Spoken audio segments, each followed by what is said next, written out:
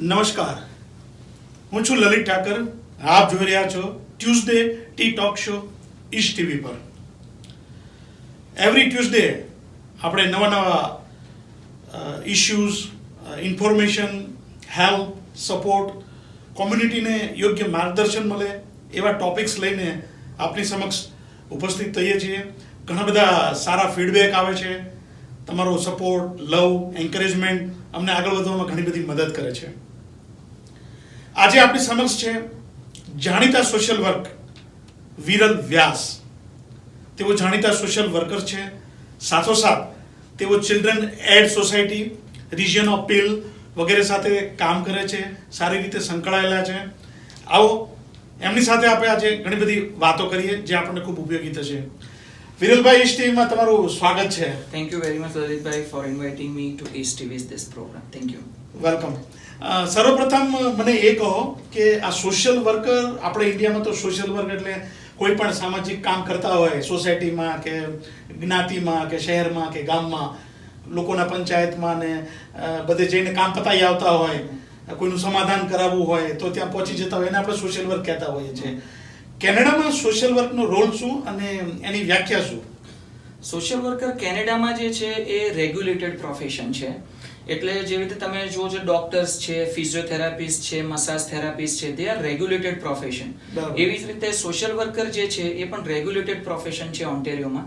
એટલે જે પણ સોશિયલ વર્કર હોય, તમે એનું સ્ટડીઝ કર્યું હોય, તમારી પાસે એક્સપિરિયન્સ હોય, ડિગ્રી હોય, તો તમારે Ontario college of social worker and social service વર્કરમાં રજિસ્ટર્ડ થવું પડે છે. અને ધેન ઓનલી તમે તમારી જાતને એવું કહી શકો કે હું રજિસ્ટર્ડ સોશિયલ વર્કર છું. પછી જ તમે કામ કરી શકો છો. અને અમુક જેવી જોબ છે, જેવી રીતે હોસ્પિટલ સોશિયલ વર્કર છે. તમે હોસ્પિટલમાં જાઓ તો તમારા જે કેસ પ્લાન બનાવતા હોય, ડિસ્ચાર્જ પ્લાન્સ બનાવતા હોય, એ સોશિયલ વર્કર્સ હોય છે. તમે સ્કૂલમાં જાઓ તો સ્કૂલ સોશિયલ વર્કર્સ હોય છે. ચિલ્ડ્રન્સ એડ સોસાયટીમાં તમે જુઓ તો ચાઇલ્ડ પ્રોટેક્શન વર્કર્સ હોય છે. એટલે આ બધા રેગ્યુલેટેડ સોશિયલ વર્કર્સ છે. They have to registered in Ontario college, અને તો જ તમે તમારી જાતને સોશિયલ વર્કર કહી શકો છો. ઇન્ડિયામાં જેવી રીતે કોઈ પણ વ્યક્તિ, તમે વાત કરી કે પોતાની શેરીમાં કોઈ કચરાનું કોઈ સોલ્યુશન લાવી દે કે કશું કરે, તેને સોશિયલ વર્કર કહેવામાં આવે છે. તો અહીં તમે એને કમ્યુનિટી સપોર્ટ વર્કર કહી શકો, પણ સોશિયલ વર્કર કહેવાવા માટે you have to be registered, અને તમારી પાસે એનું ડિગ્રી હોવી જોઈએ, તમારી પાસે નોલેજ હોવું જોઈએ, અને you have to be registered. તમારે સ્ટડી કરેલો હોવો જોઈએ. તમે સ્ટડી ભલે ઇન્ડિયાથી કરેલું હોય તો તમારું credential equivalent to Canadian social worker તરીકેનું હોવું જોઈએ. જે એક એજન્સી છે, Canadian association of social worker. તમારે ત્યાં એપ્લાય કરવાનું હોય છે તમારા સર્ટિફિકેટ અને ડિગ્રી સાથે, અને they will connect with your university in India. They will verify your credentials, તમારું જે વર્ક અવર્સ જે હતા એ અહીંના ઇક્વિવેલન્ટ છે કે નહીં, તમે જે સબ્જેક્ટ ભણ્યા છો એ કેનેડિયન સોશિયલ વર્કની જે ડિગ્રી અહીં આગળ મળે છે એના ઇક્વિવેલન્ટ છે કે નહીં. એટલે આ બધું એ લોકો વેરીફાઈ કરી અને તમને એક સર્ટિફિકેટ આપે જેમાં લખેલું હોય કે your credentials are equivalent to Canadian social work. Then you can apply for registration with Ontario college, અને તમે રજિસ્ટર્ડ સોશિયલ વર્કર બની શકો છો. Very good. હવે આમાં જ્યારે સોશિયલ વર્કર સાથે કામ કરવાનું થાય, ક્યારેય પણ કોઈ પણ કેસમાં, એ આપણે એની ડિટેલ પછી વાત કરીશું કેવા કેવા સંજોગોમાં આવે, પણ એમાં કોન્ફિડન્સ કેટલી, આ મેટર જે હોય કોન્ફિડન્સ કેટલી રહે? આમાં એવું છે કે કેનેડા જે આપણું કન્ટ્રી છે એમાં દરેક વિષયમાં confidentiality is prima facie. Right. Confidentiality ના હોય તો કોઈની સાથે કામ કરતા ખચકાય છે. બરાબર. રાઈટ. કે ભાઈ કોઈને એવું લાગે કે આજે હું સોશિયલ વર્કર છું, હું કોઈ ફેમિલી સાથે ઇન્વોલ્વ થઈશ તો એમના કોઈ કઝિન જે મને ઓળખતા હશે એમને ખબર પડશે. પણ કોન્ફિડેન્શિયાલિટી એવી છે કે સોશિયલ વર્કરની ફિલ્ડમાં જો હું વાત કરું તો તમારી રિટર્ન કન્સેન્ટ વગર, હું રિટર્ન કન્સેન્ટ વાત કરું છું, વર્બલ વાત નથી કરતો, રિટર્ન કન્સેન્ટ વગર તમારા વિશેની કોઈ પણ ઇન્ફોર્મેશન હું કોઈની સાથે શેર ના કરી શકું. ઇવન તમને સરપ્રાઈઝ થશે કે કેટલીક વાર અમે કપલ કાઉન્સેલિંગમાં કામ કરતા હોય છે હસબન્ડ વાઇફ સાથે, તો we have to get consent from husband to share information with the wife, અને from wife to share information with husband. then only we can share their information. એટલે કોન્ફિડેન્શિયાલિટીને એટલું મહત્વ આપવામાં આવે છે એ જ કારણથી કે લોકો મોટિવેટ થાય કે કોઈ મને કોઈ વાત કહેશે એમના ઘર વિશેની કે એમના હેલ્થ વિશેની કે એમના છોકરાઓ વિશેની, તો એ વાત કોન્ફિડન્શિયલ છે. બરાબર. તો જ કોઈ માણસ સામે ઉઠીને સોશિયલ વર્કર પાસે સપોર્ટ લેવા આવે છે. બરાબર. એટલે કોન્ફિડન્શિયાલિટી ઇઝ પ્રાઇમ ફેસ. એટલે દિલ ખોલીને વાત કરવામાં કોઈ તકલીફ કોઈ નહીં. એ તકલીફ નથી. પૂરેપૂરું કોઈ તકલીફ નથી. અને જો કોન્ફિડન્શિયાલિટી 100% રાખવામાં આવે છે, પણ એના પણ કેટલાક એવા કારણો છે જે કોન્ફિડન્શિયાલિટી આપણે સાઈડ પર રાખીને, જો કોઈની સેફટીનો પ્રશ્ન હોય, હા. કોઈ મારી પાસે કાઉન્સેલિંગમાં આવે અને કોઈ કહે કે મને એવું ફીલ થાય છે કે સુસાઇડ કરવું છે, હા. મારે જીવવાની ઈચ્છા નથી, અથવા કોઈ એવું એક્સપ્રેસ કરે કે મને એવું ફીલ થાય છે કે હું પર્ટિક્યુલર વ્યક્તિને જઈને મારી નાખું, હા. તો જ્યાં સેફટીનો પ્રશ્ન આવે છે કોઈનો પણ, Right. ત્યાં કોન્ફિડન્શિયાલિટીને એટલું મહત્વ નહીં આપીને હા. અમારે જે બી રિલેટેડ ઓથોરિટીઝ હોય એને ઇન્ફોર્મેશન આપવી પડતી હોય છે. Right, right. એટલે આ એક જ એક લૂપહોલ છે કોન્ફિડન્શિયાલિટીમાં, કે તમારી સેફટી અથવા કોઈ પણ બીજાની સેફટી એટ રિસ્ક હોય હા, તો કોન્ફિડન્શિયાલિટી તો- તોડીને પણ ઓથોરિટીને આપણે જાણ કરવી પડે. બરાબર બરાબર. હવે ઘણી વખત આપણે એવું સાંભળ્યું હોય છે કે એ તો રિપોર્ટ કરવો મારી ડ્યુટી હતી, એમ ડ્યુટી ટુ રિપોર્ટ. હા. એમાં ડોક્ટર હોય, પોલીસ હોય, ટીચર હોય, તો એના વિશે થોડો પ્રકાશ પાડશો? ડ્યુટી ટુ રિપોર્ટ એવું છે કે કોઈ પણ વસ્તુને તમે જુઓ છો અને એમાં ક્યાંક તમને એવું લાગે છે કે વ્યક્તિ સેફ નથી, હા. તો એ બધા જ જેટલા બી રેગ્યુલેટેડ પ્રોફેશન્સ છે, હું તમને એક્ઝામ્પલ આપીને વાત કરું કે કેટલીક વાર ચિલ્ડ્રન્સ એડ સોસાયટી ઇન્વોલ્વ થતી હોય છે Right. પેરેન્ટ્સ સાથે, Right. કે ભાઈ તમારા છોકરાને તમે બરાબર રીતે ટ્રીટ નથી કરતા, એવું કહીને ચિલ્ડ્રન્સ એડ સોસાયટી તમારી સાથે ઇન્વોલ્વ થાય છે. હવે તમારો છોકરો સ્કૂલમાં જાય છે અને ટીચરને કશું રિપોર્ટ કરે છે કે મને મારી કોઈ ભૂલ હોય ઘરમાં તો મને રોજ મારવામાં આવે છે, કે મારી ઉપર રોજ યેલિંગ અને સ્ક્રીમિંગ કરવામાં આવે છે ઘરમાં. સો ધેટ્સ અ કન્સર્ન બરાબર. Four teacher. રાઈટ. એનો રોલ નથી કે ઇન્વેસ્ટિગેટ કરે અચ્છા. કે શું થઈ રહ્યું છે, Right. But it's teachers duty to report to call children's aid society. બરાબર. તમારા ઘરમાં કોઈ ડોમેસ્ટિક વાયલન્સ થાય છે, હસબન્ડ વાઈફ વચ્ચે બોલાચાલી થઈ, મારામારી થઈ અને 911 થયું અને પોલીસ આવે છે, તો પોલીસ તમને બેને છૂટા પાડે છે, તમને જે બી તમારી સાથે કઈ કેસ ચલાવવાનો હોય તો તમને શાંત પાડવાના હોય શાંત પાડે. પણ જો પોલીસ જોવે તમારા ઘરમાં કે કોઈ 18 વર્ષથી નાનું છોકરું તમારી સાથે રહે છે, તો it is duty to report for police અચ્છા. To call children's aid society. Right. તમે તમારા ડોક્ટર પાસે જાઓ, ડોક્ટર જોવે કે તમારા શરીર ઉપર અમુક ટાઈપના બ્રુઝિસ છે જે નોર્મલ નથી, Right. અને એમને એવું માનો કે સસ્પિશિયન થાય કે તમારી સેફટી એટ રિસ્ક, કે તમારા છોકરાઓ કંઈક રિપોર્ટ કરે કે મારા ફાધર કે મારા મધર મારા પર ફિઝિકલ ડિસિપ્લિન કરે છે, એને લીધે મને બ્રુઝિસ પડ્યા છે, તો તમારી ટ્રીટમેન્ટ કરવાનો તો ડોક્ટરનો રાઈટ છે, પણ again it's duty to report અચ્છા. For doctors Right. કે એ ચિલ્ડ્રન્સ એડ સોસાયટીને ફોન કરે. Right. એવી જ રીતે ટીચર છે, અર્લી ચાઇલ્ડહુડ એજ્યુકેટર્સ છે, તમારા છોકરા જો ડે કેરમાં જતા હોય તો એ જે ડે કેર જે આસિસ્ટન્ટ્સ હોય છે એ લોકો છોકરાઓ સાથે જે બી કામ કરતા હોય એમનું ડ્યુટી ટુ રિપોર્ટ છે. એમને એ જજમેન્ટ નથી બનાવવાનું કે પેરેન્ટ્સે અબ્યુઝ કર્યું છે કે નહીં, એ રોલ ચિલ્ડ્રન્સ એડ સોસાયટીનો છે. Yeah. કે અમે જ્યારે ઇન્વેસ્ટિગેટ કરવા જઈએ તો અમે પેરેન્ટ્સ સાથે વાત કરીએ, ભાઈ શું કારણ હતું, તમારે શું થઈ રહ્યું છે, પણ આ એક ડ્યુટી ટુ રિપોર્ટ છે. Right. એટલે કેટલીક વાર આપણી કમ્યુનિટીને એવું લાગતું હોય છે કે પર્ટિક્યુલર ટીચર છે એ અમારા ફેમિલી પર ગુસ્સો ઉતારે છે, અમારા ડોક્ટર છે એમણે કમ્પ્લેન કરવાની શું જરૂર હતી, અમે તો ઓનેસ્ટ હતા એમની સાથે. પણ આપણે આ કન્સેપ્ટ કેનેડામાં સમજવો બહુ જરૂરી છે કે ડ્યુટી ટુ રિપોર્ટ એ જે છે, જો ડોક્ટર ચિલ્ડ્રન્સ એડ સોસાયટીને ફોન ના કરે અને એ છોકરાને કશુંક પણ થઈ જાય અને જો એ પેરેન્ટ્સ રિપોર્ટ કરે આગળ જતા કે અમે અમારા ડોક્ટરને આ વાત કરી હતી, તો એવા કેટલાય કિસ્સા છે જેમાં ડોક્ટર્સને ફાઇન થયેલા છે, એમને ટ્રેનિંગ અટેન્ડ કરવાનું કહે છે, અને કેટલાકના લાયસન્સ પણ સસ્પેન્ડ થયેલા છે Right. આ બાબતમાં. એટલે એ લોકોને પણ પોતાની જોબ અને પ્રોફેશન બચાવવાનું છે. એટલે જ મેં સૌથી પહેલા વાત કરી કે આ બધા રેગ્યુલેટેડ પ્રોફેશન છે. તમે ટીચર બનો તો ટીચર પણ ટીચર્સ એસોસિએશનમાં રજિસ્ટર્ડ થયેલા જ હોય છે, દે આર રજિસ્ટર્ડ ટીચર્સ. એટલે આજે તમે કોઈ પણ રેગ્યુલેટેડ પ્રોફેશનમાં જોઈન થાવ તો તમારી સાથે કેટલીક એકાઉન્ટેબિલિટી અને રિસ્પોન્સિબિલિટી જોડેલી હોય છે, Right. એમાંની એક આ ડ્યુટી ટુ રિપોર્ટ છે. Very good. સરસ, બહુ સુંદર તમે માહિતી આપી. હવે સવાલ એ થાય સાહેબ કે અહીંયા અલગ અલગ કોમ્યુનિટી આવે, આપણી જે સિસ્ટમ છે, આપણા જે કસ્ટમ છે, આપણે કંઈ તોફાન કરીએ કે સીધા ના રહેતા હોય, ખાવામાં પ્રોબ્લેમ હોય, તોફાન બહાર મારામારી કરીને આવ્યા હોય, બાળપણની વાત કરું છું, તો આપણા જે પેરેન્ટ્સ હોય આપણને મારે છે, એ તો એક રૂટીન છે કે આની ભૂલ હતી એટલે એને મારી એટલે બીજી વાર એ ધ્યાન રાખશે. એ કોમન છે, રૂટીન છે અને છોકરાના સારા માટે છે. તો અહીંયા જે ચિલ્ડ્રન એડ સોસાયટી જે તમે કહી અને બીજું જે ચિલ્ડ્રન પ્રોટેક્શન ઓન્ટારિયો છે, આ બધા આટલું બધું કેમ બોધર કરે છે? આ બધું કેમ નાનું નાનું હોય તો કેમ ચલાવતા નથી? હા, તમે બહુ સરસ સવાલ કર્યો. અને હું કેટલી વાર આપણી કમ્યુનિટીના મેમ્બર્સ સાથે હું કામ કરતો હોય તો કેટલાય મને કહે છે કે આપણને પણ આપણા પેરેન્ટ્સ નાનપણમાં મારતા હતા, રાઈટ? તો કે એનો મતલબ એવો નથી કે એ મને પ્રેમ નથી કરતા. ઉલટાના કે હું આજે એમને બહુ જ રિસ્પેક્ટ કરું છું કે એમણે મને માર્યો તો હું ભણ્યો, નહીં તો હું રખડી લાગ. ત્યારે વસ્તુ સાચી છે. પણ આજે ચાઇલ્ડ પ્રોટેક્શનનો જે કન્સેપ્ટ છે કેનેડામાં, એ 150 થી 150 વર્ષ જૂનો છે. એમાં એવું માનવામાં આવે છે કે જે બાળકો છે, ચિલ્ડ્રન જે બી છે 0 to 18, દે આર વલ્નરેબલ્સ. એટલે એવું માનવામાં આવે છે કે તેઓ હંમેશા એક રિસ્ક પર હોય છે. ઘરમાં હસબન્ડ વાઈફ નો ઝઘડો થાય તો ક્યારે છોકરું વચ્ચે આવી જાય ને ક્યારે એને નુકસાન થશે એ તમને ખબર ના પડે. એટલે છોકરાઓની જે આખું એજ ગ્રુપ છે એને વલ્નરેબલ કમ્યુનિટી કીધેલી છે. અને એના માટે ઓન્ટેરિયોમાં children youth family service act છે, જેને CYFSA કહે છે. અને એના થ્રુ જેવી રીતે પોલીસને કાયદાના અમલ માટે બનાવવામાં આવેલી છે, એવી જ રીતે ચિલ્ડ્રન્સ એડ સોસાયટી જે ચાઇલ્ડ પ્રોટેક્શન સ્ટાન્ડર્ડ્સ છે એ CYFSA જે children youth family service act છે એના અંતર્ગત કામ કરે છે.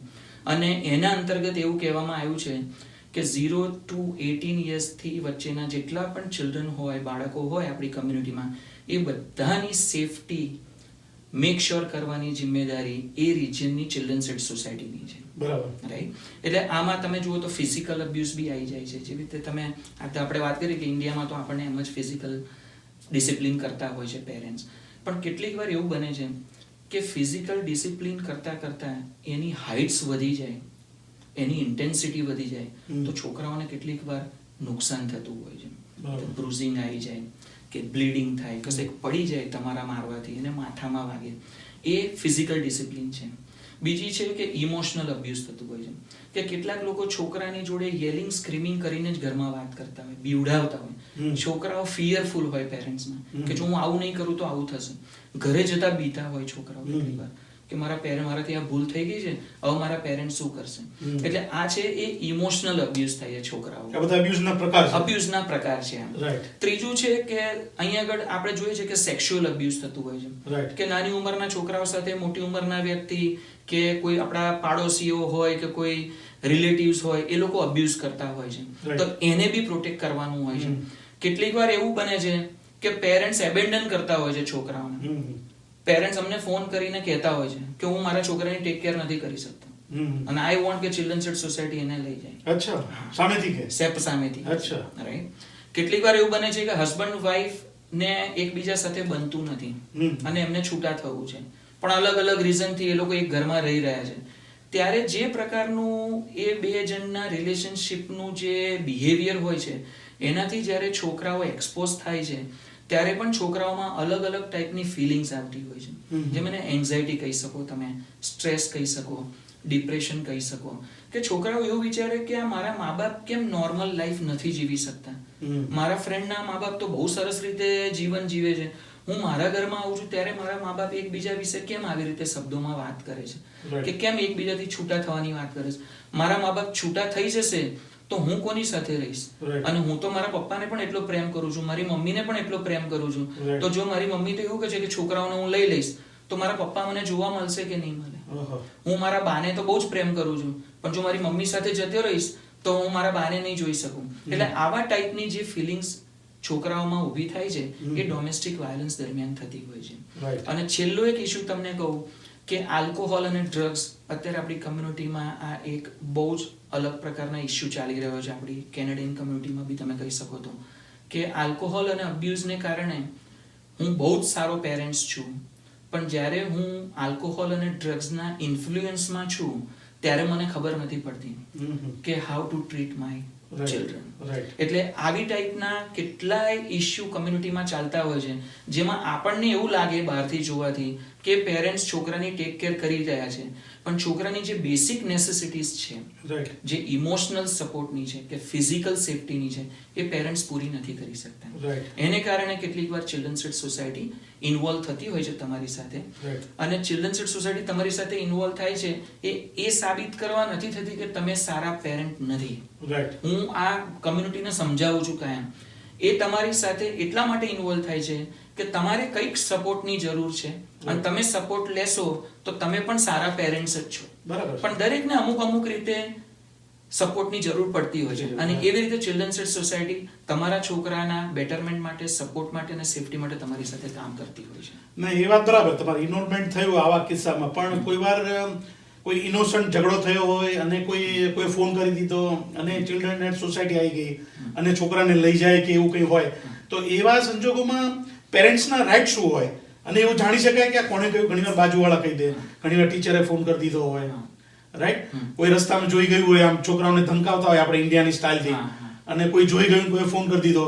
તો બે વસ્તુ, મારા બે સવાલ એટલે એવા છે કે આવું ચિલ્ડ્રન એડ સોસાયટી ઇન્વોલ્વ થઈ ગઈ પછી પેરેન્ટના શું રાઇટ્સ, આપણે એને કઈ રીતે પછી ટેકલ કરી શકીએ, અને કોણે ફોન કર્યો એવું જાણવું હોય કે આવું કોણે કર્યું, તો એ જાણવા મળે ખરું? હા, હું તમને સમજાવું. જેવી રીતે મેં ડ્યુટી ટુ રિપોર્ટની વાત કરી, એવી જ રીતે જે children youth family service act છે એમાં દરેક સિટીઝનને એ as a duty to report કીધેલું છે કે તમે કોઈ જગ્યાએ જુઓ, તમે કોઈના ઘરે જાઓ, તમે કમ્યુનિટીમાં જુઓ કે કોઈ છોકરા પર અબ્યુઝ થાય છે તો it's duty to report for you. પણ તમે જ્યારે ચિલ્ડ્રન્સ એડ સોસાયટીને ફોન કરો સ્ક્રીનર્સને, ત્યારે તમને પહેલો સવાલ પૂછે છે કે do you want to identify with the family, કે તમે ફેમિલીને જાણ કરવા માંગો છો કોણે કર્યો છે? ત્યારે જનરલી લોકો ના કહેતા હોય કે મારું નામ નથી કહેવું. અને એ કોઈ પણ કિસ્સામાં પેરેન્ટ્સના રાઈટ બહુ છે, એના વિશે હું હવે વાત કરીશ તમારી સાથે, પણ એ જાણવું કે કોણે ફોન કર્યો છે એના કરતા વધારે એ જાણવું જરૂરી છે કે શા માટે આ ફોન થયો છે. રાઈટ, બરાબર છે. એટલે એ વસ્તુની 100% કોન્ફિડેન્શિયાલિટી રાખવામાં આવે છે ચિલ્ડ્રન્સ એડ સોસાયટીમાં, અને તમારું નામ ક્યારેય ડિસ્ક્લોઝ કરવામાં આવતું નથી. બરાબર. અને એમાં પણ એક ટેકનિકલ વસ્તુ હું તમને કહીશ કે જો if you don't want to identify yourself, કે તમે એવું કહીશો કે તમે કોણે ફોન કર્યો છે કે એવું નથી, તો તમે અનનોન ફોન પણ કરી શકો. રાઈટ, તો બી રિસ્પોન્સ આપે. હા, તો તમે એવું કહો કે તમને મારું નામ ના કહી શકું, પણ હું તમને આટલી ઇન્ફોર્મેશન આપું છું ને મને આવું સસ્પિશન છે કે આવું કંઈક અબ્યુઝ ચાલી રહ્યું છે, તો ઇટ્સ ઓકે. અચ્છા. હા, એટલે તમને કોઈ જબરદસ્તી નથી કે તમારી આઈડેન્ટિટી ના આપો તો તમારી કોઈ ઇન્ફોર્મેશન નહીં લે. એટલે પહેલો પ્રશ્ન એ છે કે જો આપણે અનનોન રહેવા માંગતા હોય તો આપણું નામ ડિસ્પ્લે નહીં કરવાનું, અને જો નામ ડિસ્પ્લે કરી દીધું કેટલીક સિચ્યુએશનમાં કરવું પડતું હોય છે, જેવી રીતે પોલીસ ઓફિસર હોય, ટીચર હોય, ડોક્ટર હોય, તો દે હેવ ટુ આઈડેન્ટિફાઈ કે ભાઈ તમને ક્યાં ખબર પડી આ વસ્તુની, રાઈટ? તે લોકો કહેતા હોય કે મારા ક્લિનિકમાં આવ્યા હતા કે મારા ક્લાસમાં છે આ છોકરો, but I don't want to identify. પણ તે છતાંય લલિતભાઈ કેટલી વાર એવું બને કે પેરેન્ટ્સને જજમેન્ટ લગાવવાથી ખબર પડી જાય કે મારા છોકરાને આજે આ માર્ક્સ સાથે સ્કૂલે ગયો તો 100% ટીચરે જ ફોન કર્યો હશે. એટલે એવામાં કેટલીક વાર લોકોને એવું થતું હોય છે કે ચિલ્ડ્રન્સ એડ સોસાયટીએ કોન્ફિડેન્શિયાલિટી ના રાખી, પણ એમને સમજવું એ જરૂરી છે કે જો ઇઝીલી આઈડેન્ટિફાઈંગ હોય તો ઇટ બટ ઓબ્વિયસ કે ચિલ્ડ્રન્સ એડ સોસાયટીને ખબર પડવાની છે. રાઈટ. તમારો બીજો સવાલ કયો હતો લલિતભાઈ? કે પેરેન્ટ્સના રાઈટ શું? હા, આમાં પેરેન્ટ્સના રાઈટમાં એવું છે કે કેટલાક લોકોની એવી આપણા કમ્યુનિટીમાં માન્યતા થઈ ગઈ છે કે એકવાર ચિલ્ડ્રન્સ એડ સોસાયટી તમારા ઘરે આવી જશે પછી તમારા છોકરાઓને લઈ જશે. રાઈટ. અને હું એને ડિક્લાઇન બી નથી કરતો, કેમ કે હું એ ફિલ્ડમાં છું છેલ્લા 13 વર્ષથી, એટલે મને ખબર છે. અમે આ વસ્તુ રોજ સાંભળીએ છીએ. પણ જેવી રીતે દરેક વસ્તુમાં ચેન્જ આવે છે, પોલિટિક્સમાં ચેન્જ આવે છે, કમ્યુનિટીમાં ચેન્જ આવે છે, એવી જ રીતે ચિલ્ડ્રન્સ એડ સોસાયટીની વર્કિંગ પેટર્નમાં પણ હવે બહુ જ ચેન્જ આવેલો છે. એમને બી અવેરનેસ મળી છે કે કમ્યુનિટીમાં શું વાત થાય છે. એટલે જ્યારે ચિલ્ડ્રન્સ એડ સોસાયટી આપણી સાથે ઇન્વોલ્વ થાય, ધેટ ડઝન્ટ મીન કે એ લોકો આપણા છોકરા લઈ જશે કે આપણી સાથે હંમેશા માટે કામ કરશે. એ તમારે ત્યાં પહેલા ઇન્વેસ્ટિગેટર આવે છે. જો હું કોઈને ત્યાં જઉં છું જ્યારે કોઈ પણ આવી રીતે, તો હું એક્સપ્લેન કરું છું કે મારો રોલ શું છે અને હું અહીંયા આગળ શા માટે છું. અને એસેસમેન્ટ કરતા, અમારી એસેસમેન્ટની આખી સ્કેલ્સ હોય છે, એ કરતા જો અમને ખબર પડે કે પેરેન્ટ્સે ફિઝિકલ ડિસિપ્લિન કર્યું છે but they were not aware about the law. આપણા જે નવા ઇમિગ્રન્ટ્સ આવતા હોય એ એટલા બિઝી થઈ ગયા હોય આવતાની સાથે કે એમને 2 જોબ કરવાની હોય, બેઝમેન્ટમાં રહેતા હોય તો ભાડું આપવાનું હોય, ઇન્ડિયાથી બી પૈસા લઈને આવ્યા હોય તો પૈસા પણ મોકલવાના હોય. એટલે એમને ક્યાંક આવું સાંભળ્યું હોય કે તમે અહીંયા આગળ છોકરાઓને અબ્યુઝ ના કરી શકો, બટ કોઈક વખત ઇમોશનલી ડિસ્ટર્બ થઈને એમના છોકરાને સ્લેપ કર્યું હોય તો હું એ જાણવાની કોશિશ કરું એઝ એન ઇન્વેસ્ટિગેટર કે તમને ખબર હતી કે આ અહીંયા આગળ લો છે અને whether this is happening on ongoing basis પર થાય છે કે પહેલી વખત થયેલું છે. અમે એમને એજ્યુકેટ કરીએ છીએ કે તમે કેનેડામાં આવી રીતે ના કરી શકો. અમારા જે પેમ્પલેટ્સ છે અમે એમને પ્રોવાઈડ કરીએ છીએ. બીજું જેને કહેવાય છે કે પોઝિટિવ પેરેન્ટિંગ સ્ટ્રેટેજીસ. તમે ફિઝિકલ ડિસિપ્લિન કરો, યેલિંગ, સ્ક્રીમિંગ કરો, એ નેગેટિવ પેરેન્ટિંગ છે. પણ how without raising your voice કે without raising your hand how you can parent. તો તમે કેટલીક સ્ટ્રેટેજી બનાવી શકો ઘરમાં કે જો તું આવું કરીશ તો તને વિડીયો ગેમ જોવા મળશે, તમે આવું કરશો તો તમને ટીવી જોવા નહીં મળે. એવી જે પેરેન્ટિંગ પોઝિટિવ સ્ટ્રેટેજીસ છે એ અમે એમને એજ્યુકેટ કરીએ છીએ અને અમે એમને કમ્યુનિટી સપોર્ટ જે છે પેરેન્ટિંગના, કેટલી કમ્યુનિટી સર્વિસીસ આપણી કમ્યુનિટીમાં કામ કરે છે જે ₹1 પણ ચાર્જ નથી કરતી અને તમારી સાથે પેરેન્ટિંગ ક્લાસીસ કરી શકે, તમે કાઉન્સેલિંગ અટેન્ડ કરી શકો, તમારા હસબન્ડ વાઈફના પ્રોબ્લેમ હોય એ ડિસ્કસ કરી શકો. તો અમે એ લોકોને એની સાથે કનેક્ટ કરીએ છીએ. પણ જો અમને એવું લાગે કે અમે એક વખત કેસ ક્લોઝ કર્યો, બીજી વખત એવી જ રીતે કેસ ક્લોઝ કર્યો, પણ આ એક પેટર્ન થઈ ગઈ છે ફેમિલીની કે તેઓ વારંવાર ચિલ્ડ્રન્સ એડ સોસાયટી સાથે ઇન્વોલ્વ થાય છે, એવા કિસ્સામાં અમે આ કેસને ઓનગોઈંગ સપોર્ટ માટે ટ્રાન્સફર કરીએ છીએ. જેમાં એક ચાઇલ્ડ પ્રોટેક્શન વર્કર હોય જે ઓનગોઈંગ વર્કર હોય એ તમારા ઘરે એવરી 30 ડેઝ વિઝિટ લે છે, તમારા છોકરા સાથે વાત કરે કે તને શું લાગે છે, સિચ્યુએશનમાં ફરક છે, પેરેન્ટ સાથે વાત કરે અને એ દરમિયાન એ લોકોને ઓનગોઈંગ સપોર્ટ પ્રોવાઈડ કરે કે તમે આ જગ્યાએ કાઉન્સેલિંગ છે તમે ત્યાં જાઓ. એ કાઉન્સેલર સાથે વાત કરે કે પેરેન્ટ્સને આટલી આટલી બાબતમાં સપોર્ટની જરૂર છે, તો એ ઓનગોઈંગ સપોર્ટ આપે છે. અને જ્યારે ચિલ્ડ્રન્સ એડ સોસાયટીને એવું લાગે કે પાછલા 2 મહિનાથી કે 3 મહિનાથી કોઈ પણ ઇશ્યુ થયો નથી છોકરાઓ સાથે અને પેરેન્ટ્સે પણ પોઝિટિવ પેરેન્ટિંગના કાઉન્સેલિંગ કરેલા છે અને કાઉન્સેલર કહે છે કે they are able to C positive changes, તો ચિલ્ડ્રન્સ એડ સોસાયટી ક્લોઝ કરી દે છે.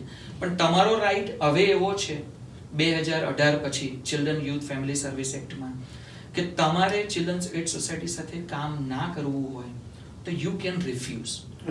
કેમ કે આ વોલ્યુન્ટર સપોર્ટ છે તમારા માટે, એ કોઈ એગ્રીમેન્ટ નથી. પણ જ્યારે સિવિયર કિસ્સા આવે જેમાં સેક્સ્યુઅલ અબ્યુઝ ઇન્વોલ્વ છે કે ફિઝિકલ અબ્યુઝ એવી રીતનું ઇન્વોલ્વ છે જેમાં બ્રુઝિંગ થયું હતું, બ્લીડિંગ થયું હતું, સ્વેલિંગ થયું હતું અને યુ કેન આઈડેન્ટિફાય કે parents have physically abuse the children physically or sexually, then children's aid society કોર્ટમાં જાય છે અને એમાં તમારી અગેન્સ્ટમાં સુપરવિઝન ઓર્ડર લેવામાં આવે. એટલે Ontario government supervision order children's aid સોસાયટીને એપ્રૂવ કરે છે કે આ પેરેન્ટ્સે ચિલ્ડ્રન્સ એડ સોસાયટી પાસેથી સપોર્ટ લેવો પડશે. તો એવા કિસ્સામાં લીગલ ઇન્વોલ્વમેન્ટ કરીને ચિલ્ડ્રન્સ એડ સોસાયટી તમારી સાથે કામ કરતી હોય છે. પણ તમારા રાઇટ્સ એ છે, મેં તમને જે કોન્ફિડેન્શિયાલિટીની વાત કરી કે તમારું કોઈ પણ ફેમિલીની ઇન્ફોર્મેશન બહાર ના જવી જોઈએ કે કમ્યુનિટીમાં ડિસ્ક્લોઝ ના થાય, એ તમારો રાઇટ છે. તમારી ફાઇલમાં તમારી સાથે સોશિયલ વર્કર આવે છે મળવા માટે, તમારા ફેમિલી વિશે શું રાઇટ કરે છે એ જોવાનો, એ નોટ લેવાનો તમારો રાઇટ છે. એટલે આવા રાઇટ્સ તમારી સાથે જોડાયેલા છે. અને હવે મેં તમને વાત કરી કે આ વોલ્યુન્ટર વર્ક છે એટલે યુ કેન ચૂઝ કે તમારે ઓનગોઈંગ સપોર્ટ જોઈએ છે કે નહીં. બરાબર. પણ કેટલાક કિસ્સામાં એવું હોય કે ભાઈ છોકરા હોય, દાખલા તરીકે 10-12 વર્ષના છે 2 છોકરા અને કોઈ પણ એવી ઘટના ઘટી અને એ લોકો આવી અને છોકરાઓને લઈ જાય ફોર એક્ઝામ્પલ, તો પછી એની પ્રોસેસ શું ચાલે, કેવી રીતે હોય? હા, હું તમને એ સમજાવું. એને એપ્રિહેન્શન કહેવાય છે. અચ્છા. ચિલ્ડ્રન્સ એડ સોસાયટીમાં કે તમારા છોકરાને તમારા ઘરમાંથી લઈ જઈને એપ્રિહેન્ડ કર્યા છે ચિલ્ડ્રન્સ એડ સોસાયટી. પણ એ એક્સપ્લેન કરતા પહેલા હવે હું તમને કહું કે જેવી રીતે કન્સેપ્ટ ચેન્જ થઈ રહ્યા છે ચિલ્ડ્રન્સ એડ સોસાયટીના, એવી રીતે એપ્રિહેન્શન કરવું it's a last resort for children's aid society. એના માટે એટલું બધું ધ્યાન રાખવામાં આવે છે કે જો મા બાપ છોકરાની કેર ના કરી શકે તો ચિલ્ડ્રન્સ એડ સોસાયટી સૌથી પહેલા મા બાપ સાથે બેસીને લિસ્ટ બનાવે છે કે તમને કોણ લાગે છે તમારા ફેમિલીમાંથી, ફ્રેન્ડ સર્કલમાંથી કે એક્સટેન્ડેડ ફેમિલીમાંથી બી કે કોઈ આ છોકરાઓની કેર કરી શકે. તો અગેન તમે જુઓ કન્સેપ્ટ ચેન્જ થયો કે અમે છોકરાઓને લઈ જવા નથી માંગતા, પણ અમને એવું લાગે છે કે છોકરાઓ તમારી સાથે સેફ નથી, તો તમને કોઈ સપોર્ટ પ્રોવાઈડ કરી શકે છે? અચ્છા. તો અમે કેટલીક વાર ગ્રાન્ડ પેરેન્ટ્સના સપોર્ટથી કે કઝિન્સના સપોર્ટથી, કાકા કે મામા કોઈ બી છોકરાઓના અહીંયા આગળ હોય તો એમના સપોર્ટથી છોકરાઓને ફેમિલીમાં જ રાખવા માટે સક્સેસફુલ થયેલા છે. અચ્છા. કેમ કે ચિલ્ડ્રન્સ એટ સોસાયટી, હવે મેં તમને વાત કરી કે આ મોડર્નાઇઝેશન થઈ ગયું છે કમ્યુનિટીનું, અને ડાયવર્સિટી આપણે બહુ જ સાંભળી રહ્યા છે. તમે જોશો પેપરમાં તો કે દરેક જગ્યાએ ડાયવર્સિટીની વાત ચાલે છે. તો ચિલ્ડ્રન્સ એટ સોસાયટીને પણ ખબર છે કે આજે હું આપણી કમ્યુનિટીની વાત કરું કે કોઈ હિન્દુ છોકરા આવે 12-13 વર્ષના જે વેજીટેરિયન હોય, તો ચિલ્ડ્રન્સ એટ સોસાયટીને ખબર છે કે જ્યારે આ હિન્દુ છોકરા અમારી કેરમાં આવશે તો એવું ફોસ્ટર ફેમિલી ફાઇન્ડ આઉટ કરવાનું કે જે એ લોકોને વેજીટેરિયન ફૂડ આપે, મંદિરમાં લઈ જાય, દિવાળી સેલિબ્રેટ કરે, હોળી સેલિબ્રેટ કરે, એવું અઘરું છે. અને ટુ ટેક ચિલ્ડ્રન, તમારા ઘરમાંથી છોકરાઓને લઈ જવા અને કોઈ બીજાના ઘરમાં મૂકવા, itself is a big trauma. કેમ કે મેં કામ કરેલું છે છોકરાઓ સાથે. એટલે છોકરાઓના મગજમાં એ વસ્તુનું એક્સેપ્ટન્સ આવતા કે આપણે આપણા ઘરમાંથી બહાર આવી ગયા છે અને કોઈ અજાણ્યા સાથે રહી રહ્યા છે, itself is a trauma. Children's aid સોસાયટીને ખબર છે આ વસ્તુની. એટલે અમારે ત્યાં એક ડિપાર્ટમેન્ટ છે જેને કહે છે ફેમિલી ફાઇન્ડિંગ્સ ડિપાર્ટમેન્ટ. એટલે જ્યારે અમને એવું રિસ્ક લાગે કે આ છોકરાઓ આ પેરેન્ટ્સ સાથે નહીં રહી શકે, એવું લાગે છે કે પેરેન્ટ્સ સાથે સેફ નથી, કે parents they are not able to care for the children, એટલે અમે એ જે ડિપાર્ટમેન્ટ છે એમાં બધી ઇન્ફોર્મેશન આ લોકોની આપી દઈએ. અને એનું નામ જ જેવી રીતે છે ફેમિલી ફાઇન્ડિંગ્સ. એ લોકો તરત જ સ્ટાર્ટ કરે છે કે પહેલા તો ટોરોન્ટોમાં તમારું કોઈ ઓળખીતું છે, ઓન્ટેરિયોમાં છે, કેનેડામાં છે, અને જો કશે ના હોય અને જો છોકરાઓને લોંગ ટર્મ સપોર્ટની જરૂર હોય તો કેટલાય છોકરાઓને ફોરેન કન્ટ્રીઝમાં પણ ડ્રોપ ઓફ કરવામાં આવ્યા છે એમના એક્સટેન્ડેડ ફેમિલી સાથે. એટલે કેરમાં આવું, ચિલ્ડ્રન્સ એટ સોસાયટીની કેરમાં આવું એટલે લાસ્ટ રિસોર્ટ છે. પણ આપણે એ બી સમજવું જરૂરી છે કે જો એટલું ઇન્ટેન્સ હોય અબ્યુઝ તો આ પ્રોસેસ ટાઈમિંગ લઈ લે છે.